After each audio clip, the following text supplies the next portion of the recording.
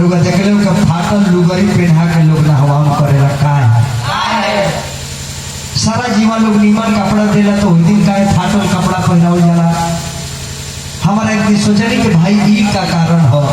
सारा जीवन नीमन कपड़ा देता है लेकिन बारात आवला तो फाटल कपड़ा पहना के नहवा उतरी तो हमारा इहे बुझाई कि वो लड़की के बाप अपना के हार जाला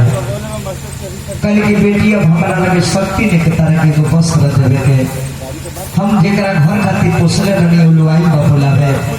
बेटी तू स्नान करो हजाम गिलवा कपड़ा ले पहनी हो आज के बाद अइबर के भरोसा ना आतर के फाटल इस पहनावले बानी कि ऐसा फाटल भी कपड़ा तारा ससुरा में ले जाओ हमार कबरी राख ली हो ससुरा के चौकट पार मत करो। बहुत मिस कॉल बोलिए सतेंद्र सिंह बाबू श्री सतेंद्र कुमार सिंह जी पुरस्कार जलवानी सैको मलिकार का अभिनंदन करता है। लड़की के जब नवान के कपड़ा उड़ाइए सतेंद्र बाबू देखा वाला के खरीद फाड़ जाए। अरे